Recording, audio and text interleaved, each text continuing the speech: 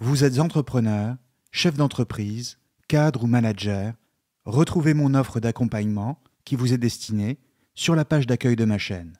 Et je vous donne rendez-vous très prochainement pour la masterclass de Cosmos.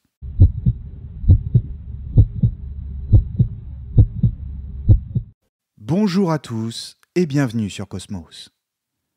Avant d'en venir à Marc Aurèle aujourd'hui, permettez-moi d'avoir une petite pensée pour les 50 000 premiers abonnés de cette chaîne et aussi pour vous faire une petite confidence.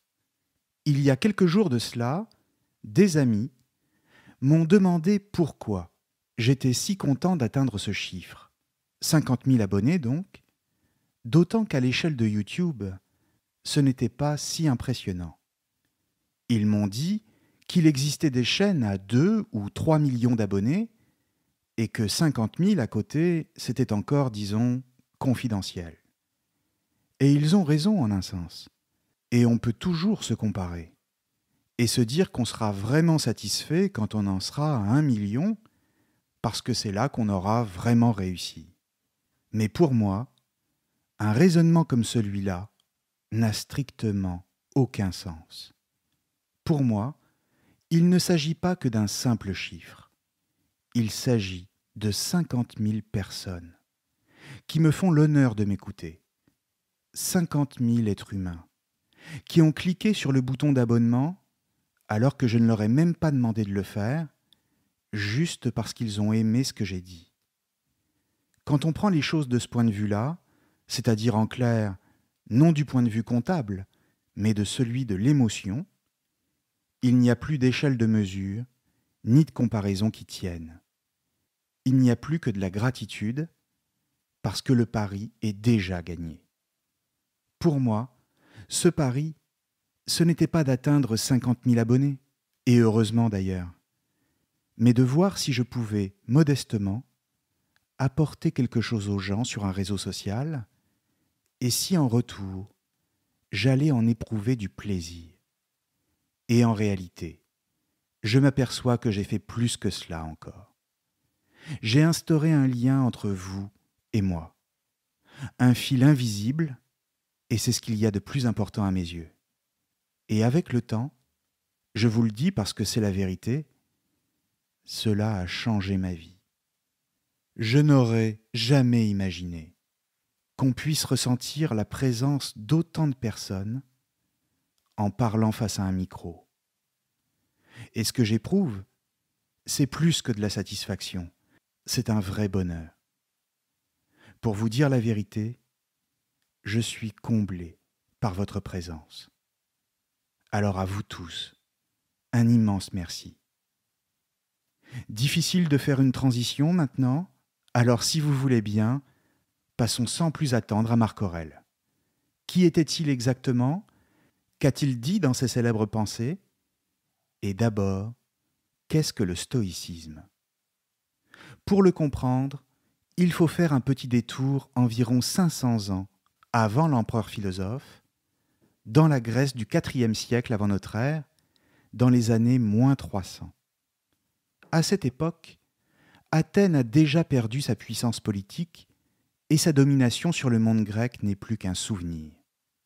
Les cités ne sont plus des États autonomes, car elles ont été conquises par l'empire d'Alexandre, rassemblées sous une même autorité politique, et elles passeront ensuite sous la domination romaine à partir du IIe siècle avant notre ère. Cette période, qu'on appelle la période hellénistique et qui correspond aux 4 derniers siècles avant notre ère, c'est donc celle d'un basculement, celui d'une liberté politique permise par des cités indépendantes à une ère dominée par de grands empires. Et dans ce contexte, on ne comprend plus la liberté d'un point de vue politique en tant que citoyen libre d'une cité libre, mais d'un point de vue intérieur. C'est en soi-même qu'il faut trouver la liberté que le monde n'offre plus. La seule liberté qui reste, c'est donc celle de se tourner vers l'infini de son âme, en quelque sorte, dans son fort intérieur, pour y trouver la sérénité et tenter d'inventer la meilleure vie possible. C'est pourquoi la question de la vie bonne, c'est-à-dire pour le dire simplement la vie heureuse, devient essentielle. On ne croit plus au système des grands philosophes, comme Platon et Aristote, pour qui justement la justice, pour le premier, et la liberté, pour le second, ne pouvaient être réalisées que dans le cadre d'une cité-État. Alors, apparaissent des écoles de philosophie qui chacune vont proposer des réponses à ces questions fondamentales. Qu'est-ce que le bonheur? Comment le trouver? Et ensuite, le conserver. En clair, ce sont des questions très pratiques qui sont alors posées et qui tendent à assimiler la philosophie non plus à une simple création de concepts, mais à un véritable art de vivre, c'est-à-dire à des techniques très concrètes pour mener sa vie. Pratiquer la philosophie devient alors une praxis, une manière de vivre, en l'occurrence selon les préceptes développés par l'école qu'on a choisie. Penser, c'est alors réaliser des exercices précis pour conduire sa vie. La pensée est action, ce qui la rend d'ailleurs extrêmement séduisante. Ces écoles, ce sont l'épicurisme, le cynisme et bien sûr le stoïcisme, lequel tient son nom du lieu même où les disciples se réunissaient, dans le quartier du Portique, à Athènes. Il y avait là de grandes arcades, appelées stoa en grec, et c'est pourquoi ces philosophes ont rapidement pris le nom de philosophes du Portique, les stoïciens. Il faut imaginer une sorte de préau, avec un toit soutenu par des colonnes, où les disciples se réunissaient autour du maître, à savoir Zénon de Citium. Historiquement, on distingue trois grandes périodes du stoïcisme. Le stoïcisme ancien, celui des origines donc au IVe siècle avant notre ère, autour de Zénon, son fondateur, Cléante qui lui succède, et ensuite Chrysippe.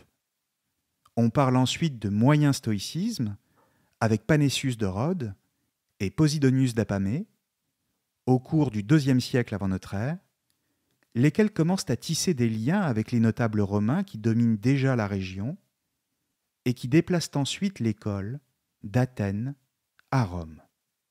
Enfin, on parle de stoïcisme impérial avec Épictète, Sénèque et Marc Aurèle, parce que ce dernier stoïcisme se développe pendant la période de l'Empire, juste avant notre ère, et ensuite surtout au cours des 2 premiers siècles. Il n'est pas absurde de parler d'une continuité dans l'enseignement stoïcien à travers toutes ces époques, même si elles présentent quelques différences. Ce qui est sûr, c'est qu'on y rencontre toutes sortes de personnalités, autant d'anciens esclaves comme Épictète que des notables. Marc Aurèle lui-même était empereur de Rome, de la dynastie des Antonins, et il régna pendant 19 ans, de 161 à 180. Alors qu'il est encore un jeune prince, en tant que membre de la famille des Antonins, il reçoit une brillante éducation et se convertit très rapidement à la vie philosophique, notamment sous l'influence d'Épictète, qui restera toujours un maître pour lui, même s'il ne l'a jamais connu personnellement. Quand il accède aux plus hautes fonctions, vers 39 ans, ce n'est donc pas du tout une bonne nouvelle pour lui, car même s'il s'y attendait, il sait que désormais, il va lui falloir se détourner de la vie de philosophe pour se concentrer sur l'action politique. Dans le même temps, en bon stoïcien, il sait que son devoir est tout entier dans le fait de remplir le mieux possible le rôle dont le destin l'a chargé. Et comme il est désormais à la tête du plus grand empire du monde connu, son devoir est de le servir. Faire son devoir, et en ce sens se plier aux contraintes imposées par le destin, c'est sans doute le principe le plus essentiel de sa pensée. Pendant les 20 dernières années de sa vie, il sera donc tiraillé par les devoirs de sa charge, le fait de devoir prendre certaines décisions qui lui déplaisent, comme la guerre par exemple, et celui d'aspirer à la vie philosophique et à la sérénité. Comprenons donc bien que c'est dans ce contexte qu'il rédige les Pensées pour moi-même et qu'il le fait dans la langue de la philosophie, le grec. Le texte en lui-même est assez simple à lire. Pourtant, les spécialistes se sont longtemps interrogés sur l'ordre véritable des 12 livres qui le structurent, c'est-à-dire en réalité les 12 petits chapitres, car on y trouve bon nombre de répétitions. On a même parfois l'impression que Marc Aurèle revient sans cesse sur les mêmes choses, c'est-à-dire sur ses conceptions personnelles du devoir, de la mort, de la liberté, ou encore de la nature universelle. Il apparaît néanmoins que le texte que nous connaissons reflète bien la forme que l'auteur a voulu. En réalité, si l'on veut comprendre les pensées de Marc Aurèle, il faut cesser d'y chercher un système philosophique précis où tout serait parfaitement organisé et structuré selon un ordre de progression logique. Il ne faut pas y voir non plus un journal intime, et encore moins une confession. Si Marc Aurèle se répète sans cesse et revient toujours sur les mêmes idées, c'est parce qu'il réalise, sous nos yeux, un exercice très concret pour travailler sur ses propres convictions et tenter de se persuader lui-même. Même quand il est en guerre et qu'il commande ses légions, l'empereur s'assoit à sa table de travail et se livre par écrit à des méditations personnelles afin de travailler sur son âme elle-même. Il s'agit, en cherchant la formule la plus simple et la plus directe, de faire entrer son propre enseignement dans son âme afin que celle-ci acquiert une disposition nouvelle. De la même manière qu'on travaille un muscle, par un exercice physique par exemple, il s'agit de travailler son âme par la répétition d'un même thème, dans le but de rendre la pensée effective et d'obtenir une transformation de soi-même.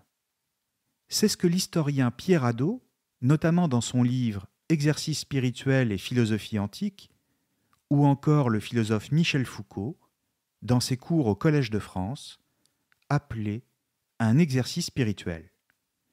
Il s'agit d'un exercice par lequel on parvient à maîtriser son esprit pour changer ses représentations. Qu'est-ce que cela veut dire ? Eh bien simplement que tout homme se fait une certaine idée, non seulement de lui-même, mais aussi du monde, et donc des choses qui lui sont extérieures. Tout homme se fait une représentation des choses. Il se les représente, sous la forme d'une opinion ou d'une image mentale, et donc se soumet à une forme de croyance. Or, cette représentation est toujours subjective, parce qu'elle est toujours liée à ce qu'est l'individu, à son point de vue, son éducation, son histoire, bref, à tout ce qui le constitue en tant qu'individu. Et en ce sens, la représentation qu'il se fait d'une chose est toujours plus ou moins éloignée de ce qu'est la chose elle-même. Kant parlerait, lui, de la chose en soi. Marc Aurèle est parfaitement conscient de ce décalage. Dès lors, tout son travail dans les pensées consiste à appliquer l'un des principes fondamentaux qu'il a retenus d'Épictète, à savoir faire la distinction entre ce qui dépend de nous et ce qui ne dépend pas de nous. Or, qu'est-ce qui ne dépend pas de nous ? Les aléas de la vie, la maladie, les accidents, la mort elle-même. Et inversement, qu'est-ce qui dépend de nous ? Réponse, nos pensées, et donc justement, nos représentations. Sitôt que vous changez vos représentations, vous changez votre rapport au monde. Et celui-ci vous apparaît sous un autre angle. Cela ne veut pas dire que la mort cesse d'exister, par exemple, mais plutôt qu'on ne la considère plus sous son aspect le plus personnel, sa mort à soi, mais sous l'angle plus large, et donc plus juste, de la nature. Et ainsi, on en souffre moins. Pourquoi ? Eh bien simplement parce qu'en pratiquant une telle technique, on ramène la chose sur laquelle on médite, de son point de vue personnel, à ce qu'elle est du point de vue impersonnel de l'univers. Or, de ce point de vue-là, les choses sont toujours minuscules et insignifiantes.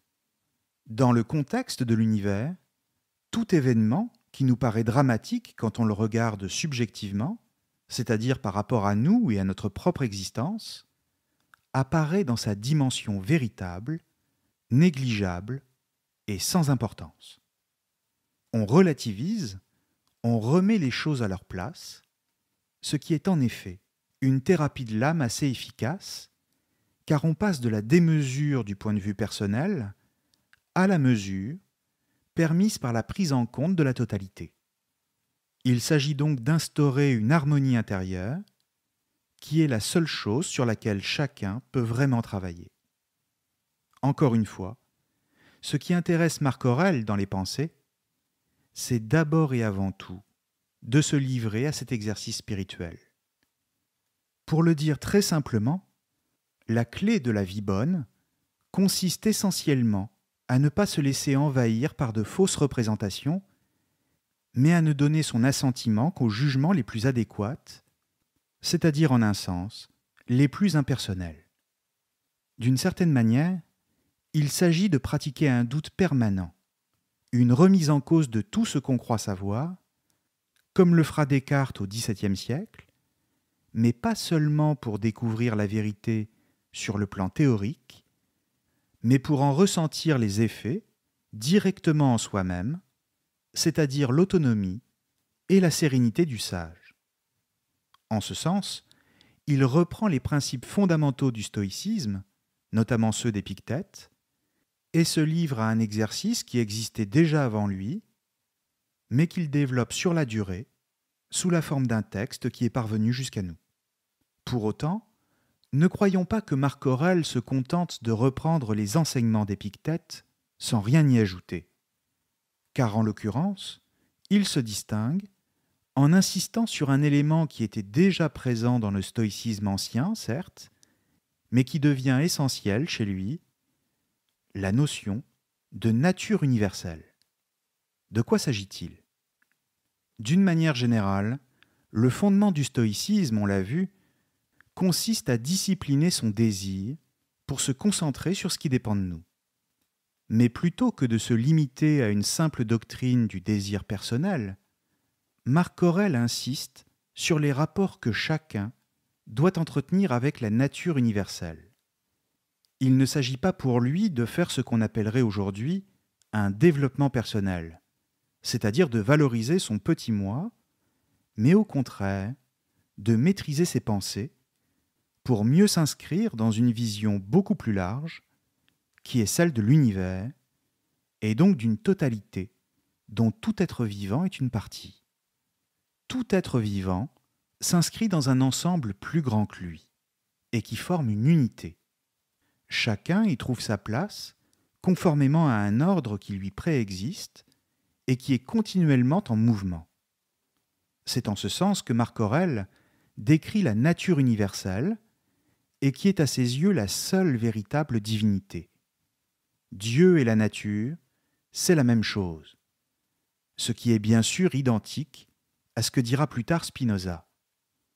C'est pourquoi, la nature étant la condition même de toute vie, il faut lui donner son assentiment, sans chercher à en déplorer les effets, tout simplement parce que pleurer devant la réalité de la nature est inutile. Les effets de la nature pour l'individu, comme la mort par exemple, ne nous apparaissent comme des aspects négatifs que dans la mesure où nous continuons à les regarder en fonction de nous. Mais dès lors que ce travail de changement de perspective a été engagé, c'est la nature elle-même qui se dévoile dans toute sa dimension impersonnelle, laquelle est sans affect et donc plus équilibrée. Autrement dit, il ne s'agit pas juste de revenir à une vision qui nous réconforte personnellement, mais de se hisser au niveau de la compréhension de la nature elle-même, dont il faut tout accepter, puisque de toute façon, nous n'avons pas le choix de faire autrement. Le sage est donc celui qui adhère à l'ordre commun et qui se réjouit de vivre selon sa nature et plus largement selon la nature universelle. Il faut imaginer le mouvement de la vie comme un fleuve, dans lequel le sage s'inscrit, sans chercher à contredire le courant. L'univers tout entier est pris dans un mouvement qu'il faut accepter, car celui-ci n'est pas lié au hasard, mais relève au contraire de la raison. Pour Marc Aurèle, il y a une intelligence divine à l'œuvre, une providence, et qui poursuit ses desseins à travers le mouvement du monde. Même si nous ne pouvons rien en savoir, nous devons nous y inscrire en participant au mouvement. Ce n'est pas une intelligence transcendante, et donc extérieure au monde, c'est une intelligence qui est la nature elle-même. Et là est la différence fondamentale entre l'épicurisme et le stoïcisme, celle qui va déterminer leur trajectoire respective. Quand l'épicurisme considère que tout dans l'univers est l'effet du hasard, le stoïcisme pense au contraire que tout y est organisé par une intelligence divine. Or, dans le premier cas, s'il n'y a que du hasard dans l'univers, alors cela veut dire qu'il n'y a aucun devoir à respecter, et que seul le plaisir est le but de l'existence. C'est ce que pensent les épicuriens, et cela représente d'ailleurs une véritable contre-culture pour un grec ou un romain. À l'inverse, et comme le pense Marc Aurèle, si tout est organisé selon une raison divine, alors cela signifie qu'il faut s'y soumettre et donc régler sa raison particulière sur la raison du Dieu. Pour lui, le devoir de tout homme est de lui obéir, chacun à la place qui est la sienne, et ainsi de vivre selon la vertu. Être vertueux, cela consiste à se conformer à un principe cosmique, c'est-à-dire à l'ensemble des lois de l'univers. On voit, encore une fois, qu'on est loin du développement personnel. Et pourtant, dans le même temps, c'est ce qui, toujours selon Marc Aurèle, conditionne le bonheur de chacun. Pourquoi ? Eh bien parce que le bonheur n'est pas considéré, ni par les stoïciens en général, ni par Marc Aurèle en particulier, comme quelque chose de privé, que l'on invente au gré de son imagination personnelle et de son désir. Ce n'est pas ici ce que Kant appellerait, lui, de façon très moderne, un idéal de l'imagination.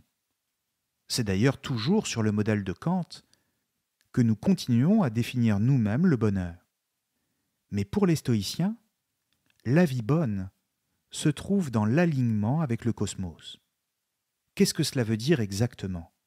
Et quelle forme cela prend-il de manière très concrète ?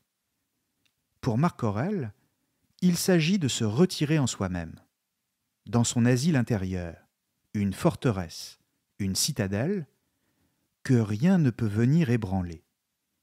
Il s'agit de se retirer du monde pour retrouver à l'intérieur de nous-mêmes non pas ce qu'on considérerait aujourd'hui comme le cœur de sa subjectivité et de son identité propre, mais au contraire, un infini où tout penchant personnel s'efface. On ne revient pas ainsi vers le moi, mais vers le soi.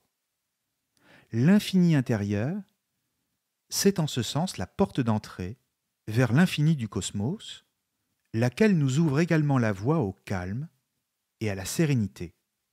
Là encore, de nombreux exercices de méditation étaient possibles, même si, toujours selon Pierre Hadot, nous en avons perdu la trace faute de source. Mais nous savons néanmoins que des exercices spirituels de concentration étaient bel et bien pratiqués. Pour Marc Aurèle, cela passait essentiellement par l'écriture.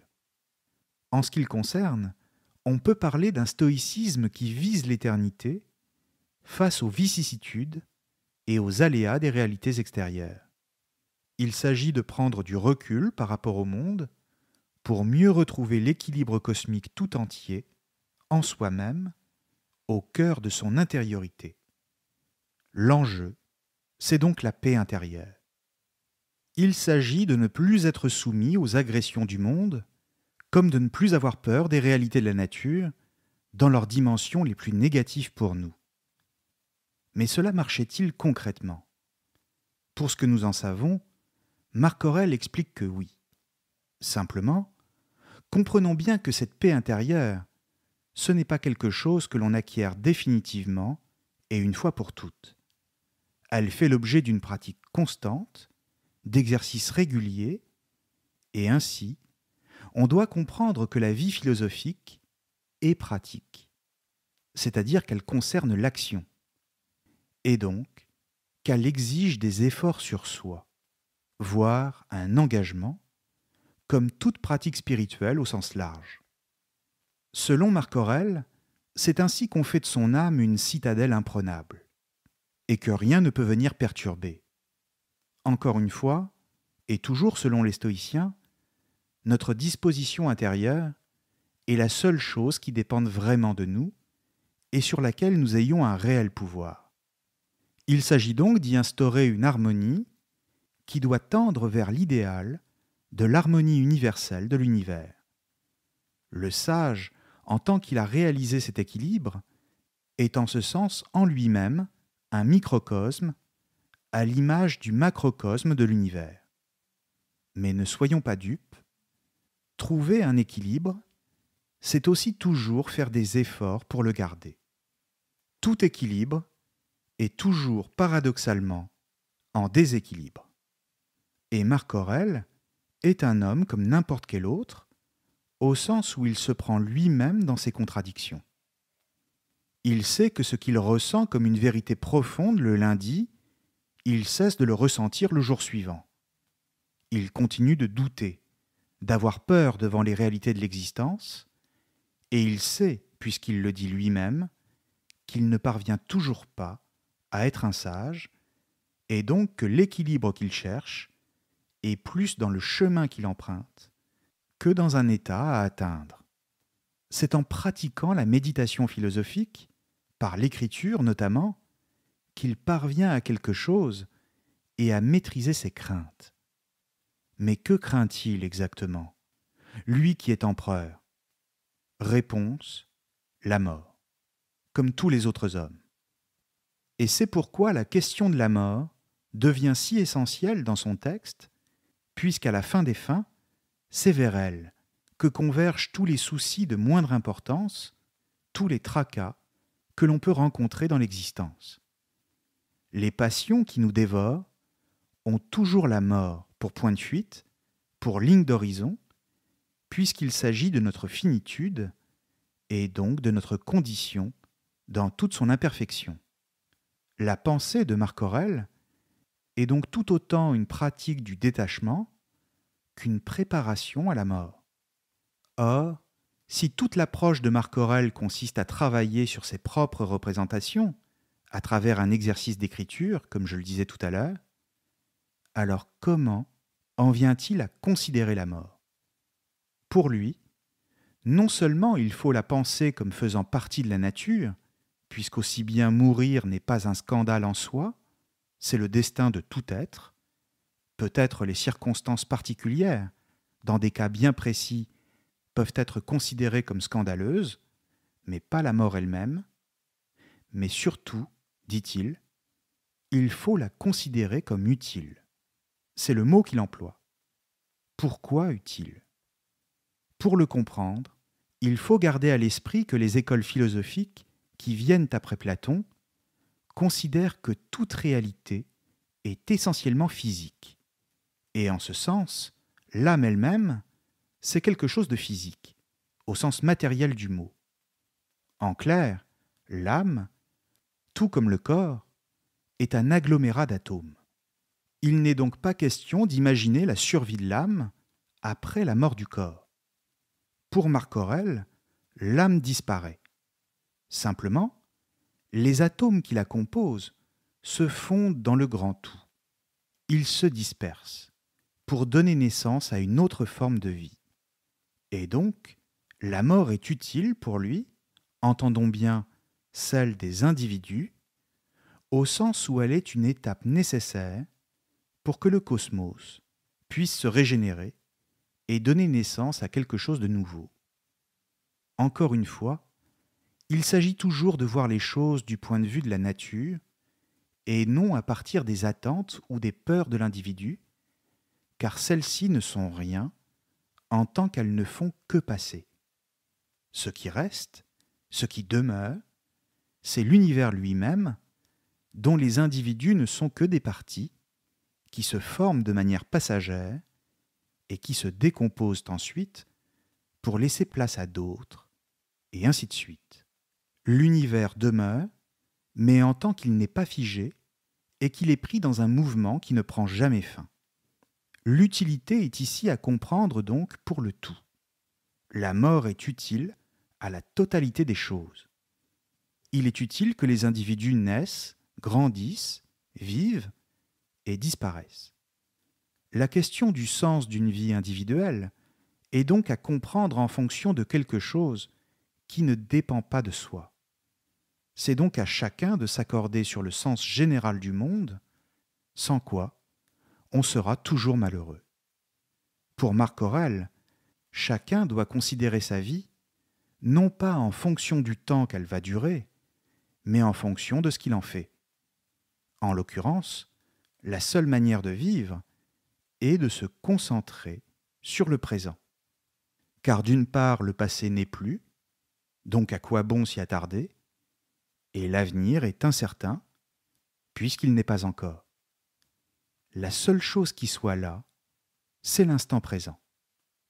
On retrouve donc une vision très classique de la vie bonne, comme chez tous les auteurs antiques, et qui sera ensuite reprise par d'autres, comme Montaigne par exemple, quand il dira lui-même qu'il faut vivre à propos.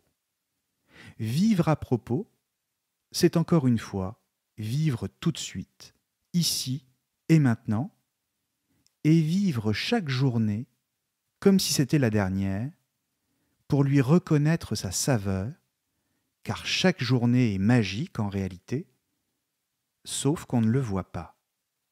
Et en ce sens, on comprend la simplicité d'une telle position, puisqu'il s'agit d'ouvrir les yeux sur ce qui est là et de se réjouir. C'est aussi simple que ça. Mais dans le même temps, on comprend aussi l'insondable difficulté que cela représente dès qu'on cherche à le faire, puisque le temps ne s'arrête jamais, que l'univers est en mouvement, comme je le disais, et qu'à partir de là, saisir l'instant qui ne cesse de nous échapper exige en réalité un effort et même un entraînement très particulier. Ou si vous préférez, apprécier ce qu'on a sous les yeux, cela s'apprend. Et même, cela peut être l'objet d'une vie. Savoir s'en tenir à l'instant présent, quand précisément l'essence même de chaque minute est de s'écouler et de laisser place à la suivante. Dans le même temps, tenter de le faire, se livrer à ce petit exercice d'attention au présent, c'est du même coup oublier la mort et faire entrer l'instant qui passe dans une forme d'éternité. Là encore, l'enjeu, c'est toujours la paix intérieure, puisque quand on se concentre sur le moment présent, on ne pense plus à soi, ni à ce qui peut nous atteindre. On voit qu'au fond, il s'agit toujours d'appliquer le principe stoïcien, qui consiste à changer ses propres désirs et ses propres représentations, c'est-à-dire se changer soi-même et même se perfectionner, plutôt que de chercher à changer l'ordre du monde. Ce qui est étonnant de la part d'un homme politique, et en l'occurrence d'un empereur. Car que reste-t-il de l'action dès lors qu'on renonce à changer le monde? Et simplement, celle-ci est-elle encore possible à partir du moment où l'on préfère se retirer en soi-même pour ne plus être atteint par ce qui nous est extérieur? En réalité, pour tout stoïcien, pas seulement pour Marc Aurèle, la paix intérieure n'est pas incompatible avec l'action. Au contraire même, elle est le préalable indispensable à toute action adéquate et même à toute action juste. Avoir la représentation la plus ajustée des choses et de soi-même, c'est en ce sens ce qui permet d'agir comme il convient. Mais alors, justement, allons plus loin dans ce cas. Qu'est-ce qu'agir comme il convient? Ou encore, formulons-le de cette manière, comment convient-il d'agir? Réponse de Marc Aurèle, agir pour faire le bien. Voilà qui est fondamentalement moral, vertueux, comme je le disais tout à l'heure, car si aucun mal ne peut venir de la nature elle-même, il en découle qu'aucun mal ne peut non plus venir de celui qui vit en harmonie avec la nature universelle. Et il est difficile d'imaginer un homme qui, tout en étant en paix avec lui-même, chercherait dans le même temps à nuire aux autres. Il faut donc comprendre les choses très simplement ici. Vivre en harmonie avec l'univers, c'est par là même être en paix avec soi-même et par voie de conséquence, s'appliquer à faire le bien autour de soi. Il ne saurait y avoir d'harmonie dans le monde sans le bien moral. Et c'est ce qui a d'ailleurs fait dire à beaucoup de commentateurs que le stoïcisme était une philosophie de l'optimisme. L'harmonie de l'univers, c'est le contraire du mal. Se fonder soi-même sur l'ordre de la nature, quand on est un homme, un être humain, c'est donc, explique Marc Aurèle, faire un bon usage de la raison. C'est prendre donc soin de soi-même et de l'autre. La vertu, comme je le disais tout à l'heure, c'est donc la bonne disposition de l'âme qui nous fait faire le bien et qui nous rend heureux. La pratique de la vertu, c'est en ce sens la clé du bonheur pour les stoïciens. Et ainsi, le stoïcisme est bel et bien une philosophie de l'action vertueuse, puisqu'il s'agit, sans vouloir le changer, d'intervenir dans le monde au moyen de la raison et dans le but d'y faire le bien. Par extension, au-delà de l'action individuelle, le sage a le devoir de s'engager politiquement et donc de faire le bien au-delà de son entourage. Il a pour devoir de répandre au-delà de lui-même la paix qu'il porte en lui. Il aime l'humanité et cherche à faire son bien en faisant coïncider les relations entre les hommes avec l'ordre de l'univers. Ou si vous préférez, il s'agit de faire du monde une cité universelle qui soit à l'image de l'univers. C'est ce qu'on appelle le cosmopolitisme stoïcien. D'une manière générale, consentir à ce qui nous arrive, se comporter avec justice envers les autres hommes, travailler sur ses représentations intérieures, telles sont les clés du stoïcisme. L'enjeu plus particulier des pensées de Marc Aurèle consiste quant à lui à trouver la paix intérieure par un exercice approfondi sur soi-même. Mais comprenons bien qu'en se livrant à cet exercice, il nous invite également à le faire nous-mêmes. Il nous invite à devenir philosophe, c'est-à-dire à agir concrètement sur nous-mêmes, car la philosophie n'est pas qu'une simple création de concepts, éloignée du réel, mais un art. Comme il le dit dans le texte que je vais vous lire maintenant, avant de vous quitter, elle est une technique dont le but est de nous permettre de mieux vivre et de préserver ce qu'il appelle notre Dieu intérieur, c'est-à-dire cette parcelle de divinité que nous possédons en nous et qui est comme un échantillon de la nature tout entière, ce qu'on pourrait également appeler notre âme. Il faut la préserver de tout esclavage et veiller à ce qu'elle ne soit pas contaminée par de mauvaises pensées qui pourraient la détruire. Dans ce texte, il commence par écarter tous les faux biens les uns après les autres et les renvoie à leur insignifiance pour dire finalement que la philosophie est la seule chose qui puisse préserver notre âme et donc la seule manière de vivre en paix. La seule chose qui puisse nous aider à accepter tout le reste, c'est-à-dire le monde comme il va, et surtout notre propre finitude. Nous sommes au livre 2, paragraphe 17. De la vie de l'homme, la durée, un point. La substance, fluente. La sensation, émoussée. Le composé de tout le corps, prompte à pourrir, l'âme tourbillonnante, la destinée énigmatique, la renommée quelque chose d'incertain. En résumé, tout ce qui est du corps, un fleuve. Ce qui est de l'âme, songe et vapeur. La vie, une guerre, un exil à l'étranger. La renommée posthume, l'oubli.